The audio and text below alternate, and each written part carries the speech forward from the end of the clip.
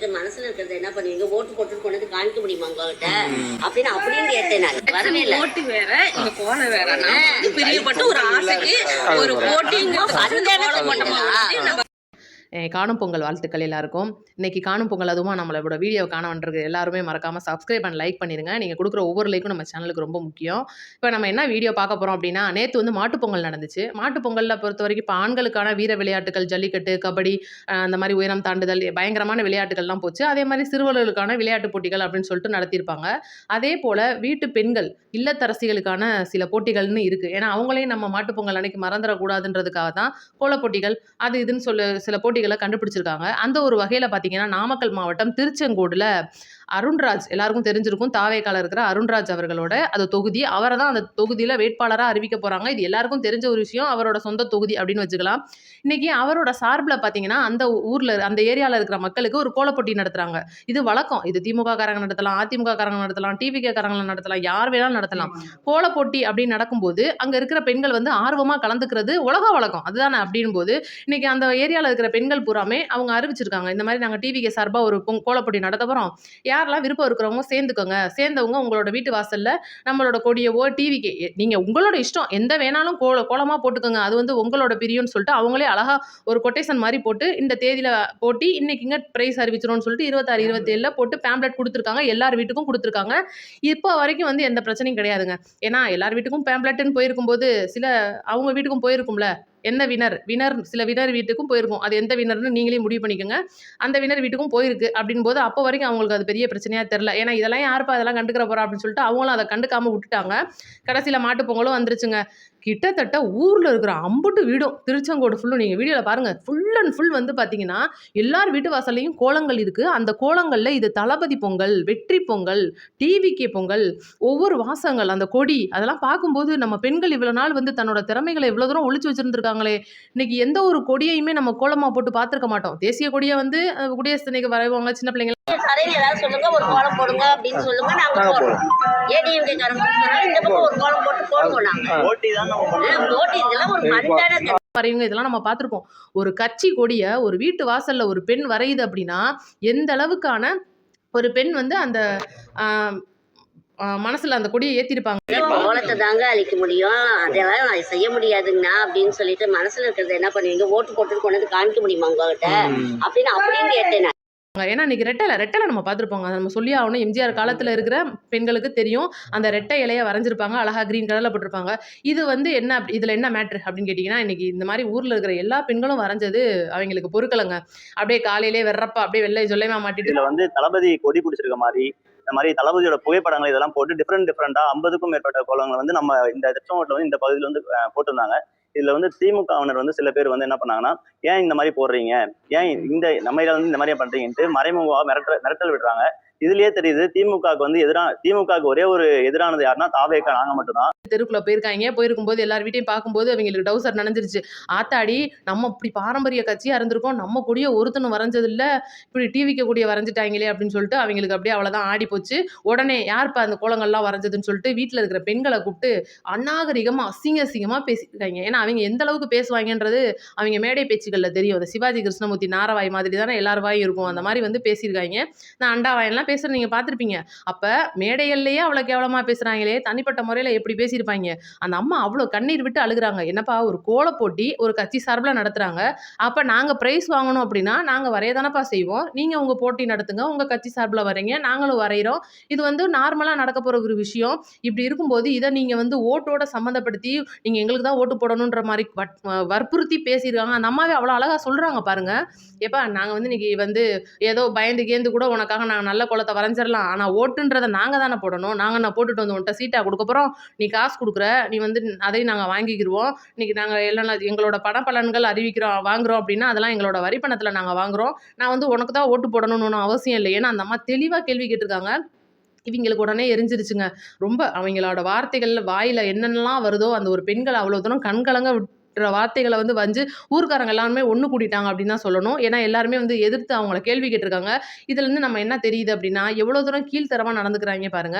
சாதாரண ஒரு கோலப் போட்டியில் வந்து நிற்கிது இந்த விஷயம் அப்படின்னா, இன்னைக்கு ஒரு பெரிய பாரம்பரியமான கட்சி, மக்களுக்கு இவ்வளோ தூரம் நாங்கள் நல்லது செஞ்சுருக்கோம், நாங்கள் தான் அடுத்து வருவோம் அப்படின்னு சொல்லி எல்லாருமே மனக்கோட்டை கட்டிக்கிட்டு இருக்கிற ஒரு இடத்துல, தளபதிடா அப்படின்னு சொல்லிட்டு ஒருத்தன் புதுசாக ஏறி வந்து உட்காரும்போது இவங்களுக்கு எந்த அளவுக்கு எரியுது அப்படின்றது இதை பார்க்கும்போதே நமக்கு தெரியுது.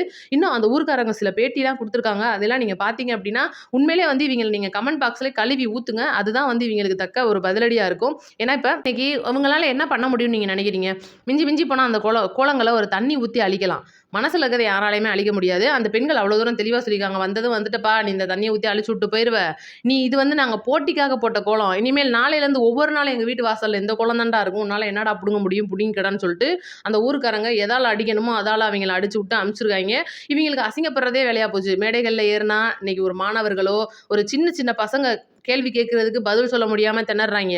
யோசிக்கிறாங்க, என்னடா அது இவ்வளோ நாள் வந்து நம்மளும் தான் அரசியல் பண்ணோம், நம்ம எவனுமே இன்ன வரைக்கும் எதிர்த்து கேள்வி கேட்டதே இல்லை, இன்னைக்கு புதுசாக ஒருத்தன் வந்துக்கிட்டு எல்லாரையும் நம்மளை கேள்வி கேட்க வைக்கிறானேன்னு சொல்லிட்டு அப்படியே அவங்களுக்கு காந்தது எரியுது.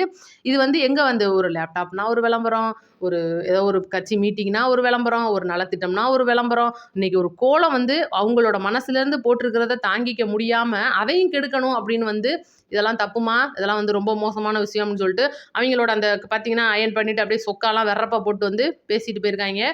இது வந்து எங்கே போய் முடியும் அப்படின்னு நீங்கள் யோசிக்கிறீங்க? மறக்காமல் நம்மளோட கமெண்ட்டில் சொல்லிடுங்க. இப்போ இந்த ஒரு கோலங்கள் விஷயத்தில் தான் வந்து இவங்க அராஜகம் பண்ணுறாங்களா அப்படின்னு கேட்டிங்கன்னா கிடையாது. பொதுமக்களை எந்த வகையிலலாம் இவங்க வந்து பாதிக்கணும், பேசணும் அப்படின்னு நினச்சிட்டு இருக்காங்களோ ஏகப்பட்ட விஷயங்களை வந்து நெருக்கடி கொடுக்குறாங்க. ஒரு வீட்டு வாசலில் ஒரு கொடி வைக்கிறது, வாகனங்களில் ஆசையாக வந்து கொடி மாட்டுறாங்கன்னா அதை வந்து கத்தியால் வச்சு கிழிக்கிறது, இந்த மாதிரி கேவலங்கள் வந்து தொடர்ந்துக்கிட்டு தான் இருக்குது. இதுக்கு ஒரு முடிவே இல்லையா அப்படின்னு கேட்டிங்கன்னா, இப்போ கூட ஒரு படங்கள்லாம் இப்போ பார்த்துருப்பீங்க. படம் ஒரு பராசக்தின்னு ஒரு வந்திருக்கு. இப்போ ஜனநாயகன் வந்து நின்று போச்சு. உண்மையிலே நான் சொல்கிறேன், இன்றைக்கி வந்து ஜனநாயகன் கூட பராசக்தி வந்துருந்துச்சு அப்படின்னா உண்மையிலேயே பராசக்தி ஓரளவுக்கு ஓடி இருக்கும். ஏன்னா அந்த படம் வந்து 125 கோடி போட்டு எடுத்திருக்காங்களாம். அந்த சுதா கொங்காரான்றவங்க பயங்கரமாக பேசியிருக்காங்க. டிவிகே தொண்டர்களையும் அந்த ஒரு விஜய் ரசிகர்களையும் எவ்வளோ தூரம் இழிவாக பேசியிருக்காங்கன்னா, அவங்களாம் குண்டர்கள் அப்படின்னு சொல்லியிருக்காங்க. இதுக்கு வந்து என்னடா அது ஒரு தெலுங்குலேருந்து வந்து ஒரு பொம்பளையால் நம்மளை இப்படி பேசிகிட்டு இருக்கு, தமிழ்நாட்டில் இருக்கிற ஒருத்தன் கூட வந்து கேள்வி கேட்க மாட்டேன்றாங்களே அப்படின்னு சொல்லிட்டு நமக்கும் வந்து நம்மளும் சோத்தில் உப்பு போட்டு தானே திங்கிறோம், ஏன் நம்மளுக்குலாம் வந்து சொரணை இருக்க மாட்டேங்குதுன்னு சடன்னு எனக்கு சுருன்னு கோவம் வந்துருச்சு. அதனால தான் அக்காவுக்கு நான் கேட்குறேன், இன்னைக்கு வந்து அவங்க அந்த அளவுக்கு விஜய் ரசிகர்களை சொல்கிறாங்க அப்படின்னா அப்போ எந்த அளவுக்கு அவங்க பாதிக்கப்பட்டிருப்பாங்கன்னு யோசிச்சு பாருங்க. ஏன்னா அவங்க பண்ணின விளம்பரம் அப்படி, எங்க திரும்பினாலும் பராசக்தி. ஏன்னா சிவாஜி கணேசன் நடிச்ச பராசக்திக்கு இணைய அந்த படம் வருதுன்னு போது அந்த ஆள் அவர் எங்க, சிவாஜி கணேசன் எங்க யோசிச்சு பாருங்க. அந்த பராசக்தி எங்க, இது ஒரே பிராண்டாடான்னு நம்ம சூரியனை கேட்ட மாதிரி தான் காமெடி. இன்னைக்கு ஜனநாயகன் படம் வந்து பகவந்த் கேசரியோட கதை அப்படின்னு சொல்லிட்டு ஏற்கனவே நிறைய ரூமர்லாம் வந்துருச்சு. இயக்குனரும் ஒத்துக்கிட்டாரு, ஆமாப்பா அதே கதை தான், ஆனால் நாங்கள் விஜய் அவர்களுக்கு தகுந்த மாதிரி மாற்றிருக்கோம், இது வந்து எங்களுக்கு ஒன்றும் பெரிய விஷயம் கிடையாது. ஏன்னா என்னென்ன கதைகள் நம்மளோட அரசியல் களங்களுக்கு ஏற்ற மாதிரியும் விஜய் அவர்களுக்கு தேவையான வசனங்களையும் வச்சு தான் நீங்கள் அந்த படம் வந்து நாங்கள் உருவாக்கியிருக்கோம்னு சொல்லிட்டு மலேசியா ஆடியோ லான்ச்சில் சொல்லியிருப்பாரு. அந்த ஒரு விஷயம் வந்து இவங்களுக்கு தொக்கா போச்சு. ஐயோ அதே படமாம்ல, அதே கேசரியை தான் திரும்பி கிண்டியிருக்காங்களாம்லன்னு சொல்லிட்டு இருக்கும்போது இவங்க பண்ணாங்களே நமக்கு ஒரு விளம்பரம் ஓசியில். இன்னைக்கு அதனாலேயே வந்து பார்த்தீங்கன்னா இப்போ உண்மையிலேயே ஜனநாயகன் வந்திருந்தா எந்த அளவுக்கு வசூல் பண்ணியிருக்குமோ, ஒய்யால அடுத்து அது எப்போ வருதோ அதை விட 2 மடங்கு வசூல் பண்ண போகுது. அப்போ இவங்க தலையில் துண்டை போட்டுட்டு தான் ஓட போகிறாங்க. அதையும் நம்ம பொறுத்திருந்து பார்க்க தான் போகிறோம். அப்போ இந்த விளம்பரம்ன்றது இன்றைக்கி நம்ம ஜனநாயகன் வரைக்கும் ஓசி விளம்பரமாக பண்ணி கொடுத்துருக்காங்க. இன்னும் எதெல்லாம் விளம்பரம் பண்ணுவாங்கன்றதை நம்ம தேர்தல் வர வரைக்கும் ₹1 செலவழிக்காமல் அந்த ஒரு விளம்பரம் அப்படின்ற ஒரு ப்ரொமோஷனே இல்லாமல் ஒரு சம்பவம் ஒன்று நடந்திருக்கு. அப்படின்னா என்ன சம்பவம் நீங்கள் கேளுங்க. இன்றைக்கி பராசக்திக்கு வந்து செட்டெல்லாம் போட்டாங்க பயங்கரமாக, வந்து எங்கிட்டு திரும்பினாலும் பராசக்தின்னு போது நம்ம விஜயன் அதை அழகா தீய சக்தின்னு சொல்லிட்டு லெஃப்ட் ஹேண்டில் டீல் பண்ணிட்டு போயிருப்பாரு. இதெல்லாம் வந்து ஒரு பக்கம் நல்ல ஒரு காமெடியாக நடந்துச்சு. என்னடா அது இத்தனை கோடி கொடுத்து படம் எடுத்த செலவை விட விளம்பரத்துக்கு கொடுத்த செலவு அதிகமாக இருக்கடான்னு சொல்லிட்டு காமெடி பண்ணிட்டு இருக்கும்போது நடுவில் பூந்து குறுக்க இந்த கௌசிக் வந்தா அப்படின்ற மாதிரி நம்ம நடிகர் ஜீவா வந்தாப்புல டிடிடி அப்படின்னு சொல்லிட்டு தலைவர் தம்பி தலைமையில் அப்படின்னு சொல்லிட்டு ஒரு படம் நடிச்சிருந்தாப்புல. உண்மையிலேங்க அந்த படத்துக்கு வந்து அவ்வளோ ப்ரொமோஷன்லாம் கிடையாது. தலைவர் தம்பி தலைமையில் அந்த படம் உண்மையிலே நல்லா இருக்கு. அந்த படம் வந்து இன்னைக்கு ஓடுது அப்படின்னா இந்த ஊடல வாத்தியாரெலாம் வந்துச்சு, அதெல்லாம் கூட என்னமோ ஓரங்கட்டி போயாச்சு. பராசக்தியாக நம்ம மதிக்கவே இல்லை. இந்த படங்கள்லாம் ஓரங்கட்டின்னு இன்னைக்கு டிடிடி ஓடுறதுக்கு காரணம் என்னன்னு கேட்டிங்கன்னா, ஒரு ப்ரெஸ் மீட்லையும் அந்த ஒரு இதில் ப்ரொமோஷன் நிகழ்ச்சியில் பார்த்தீங்கன்னா ஜீவா அவர்கள் அழகாக பேசியிருப்பாரு. என் தளபதி என்னோட அண்ணன் அப்படின்னு சொல்லிட்டு அந்த அண்ணனுக்கு அப்புறம் தான் இந்த தம்பி. ஏன்னா நண்பன் படத்துலேருந்தே 2 பேருமே நண்பன். அதுக்கு முன்னாடி இருந்தே நண்பன்றது எல்லாருக்கும் தெரியும். அந்த ஒரு வார்த்தை தான் இன்னைக்கு இந்த படத்தை ஓட வச்சுக்கிட்டு இருக்குன்னு சொல்லி சமூக வலைதளங்கள்ல பயங்கரமா பரவிக்கிட்டு இருக்கு. அதுதான் உண்மையும் கூட. இன்னைக்கு ஜீவா அவர்களோட படம் ஓடுது அப்படின்னா கண்டிப்பா விஜய் ரசிகர்களோட பெரும் பங்கு. ஏன்னா இன்னைக்கு பொங்கலுக்கு வேற வழி இல்ல. இன்னைக்கு ஜனநாயகன் வரல, ஒரு என்டர்டைன்மெண்ட் நமக்கு வேணும் அப்படின்னா என்ன பண்ண முடியும் அப்படின்ற இடத்துல இன்னைக்கு டிடிடி பார்க்குறாங்க அப்படின்னா அதுக்கு காரணம் கண்டிப்பா விஜய் ரசிகர்கள். அதுக்கு ஒரு முக்கிய காரணம் ஜீவா அண்ணன் சொன்ன அந்த வார்த்தை. ஏன்னா இன்னைக்கு பாலமேட்ல ஜல்லிக்கட்டுக்குலாம் வந்திருந்தாப்ல, உண்மையிலே பட ப்ரொமோஷனுக்கு வந்திருந்தா கூட அந்த அளவுக்கு இருக்காது. இன்னைக்கு பாசமா மதுரை மக்களை பார்க்கணும் அப்படின்னு சொல்லிட்டு அந்த அண்ணன் அவர் வந்து அண்ணன் அப்படின்னு சொல்றோம்னாலே எவ்வளோ தூரம் ஒரு மரியாதையாக நம்ம பேசுவோம் அப்படின்னு பார்த்துக்கோங்க. அந்த அளவுக்கு இன்னைக்கு ஜீவா அவர்களோட மேலே ஒரு மரியாதை இருக்குன்னு காரணம் இன்னைக்கு தளபதிக்கு ஒரு சப்போர்ட்டுக்கு வந்திருக்காரு, ஜனநாயகனுக்கு சப்போர்ட் வந்திருக்காரு அப்படின்றது மட்டும் கிடையாது. தளபதியோட ஒரு உற்ற நண்பன். பழைய காலத்துல இருந்து, அதாவது இந்த நண்பன் படத்துக்கு முன்னாடிலாம் இருந்து கூட அவங்க 2 பேருமே ரொம்ப நண்பன். பழைய போட்டாக்கள்லாம் நிறைய இருக்கு அவங்க கிட்ட. அப்படின்போது உண்மையிலே அந்த ஒரு மரியாதை இருக்குங்க பார்த்தீங்களா? ஒரு தலைவர் ஒரு இன்னைக்கு கட்சி தலைவரா இருக்காரு அப்படின்றவர் மேல ஒரு மரியாதை வச்சிருக்காங்கல்ல, அதுக்கு தான் இந்த மரியாதை. ஏன்னா இன்னைக்கு மேடையில் ஜீவா அவர்கள் அழகா ஒரு கையை நீட்டி எங்களுக்கு தோள் கொடுங்க நண்பான்னு கேட்டுக்கும்போது நம்ம இரு கையை நீட்டி வாங்கண்ணே நாங்கள் இருக்கோம்னு சொல்லிட்டு கை தூக்கணும் பார்த்தீங்களா? அதுதான் விஜய் ரசிகர்கள். இதை வந்து நம்ம சொல்லி ஆகணுன்றதுக்காக தான் சொன்னோம். உண்மையிலே படம் வந்து நல்லா இருக்கு, ஃபுல் அண்ட் ஃபுல் நல்லா காமெடியாக இருக்கு.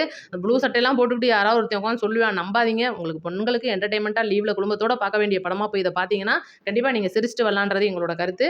பார்த்தவங்க கமெண்ட்டில் சொல்லுங்கள். மறக்காமல் சப்ஸ்கிரைப் பண்ணிக்கோங்க நம்ம சேனலை. தயவுசெய்து நீங்கள் வீடியோவை முழுசாக பாருங்கள். பார்த்துட்டு ஒவ்வொரு லைக்கும் நீங்கள் கொடுக்குறீங்களா, அந்த ஒவ்வொரு லைக்குன்றது நம்ம சேனலுக்கு ரொம்ப முக்கியம். வீடியோக்குள்ளே வந்தோடனே ஒரு லைக்கை போட்டு பார்த்தீங்கன்னா அது இன்னும் நிறைய பேருக்கு கொண்டு போய் காட்டும். நன்றி, வணக்கம்.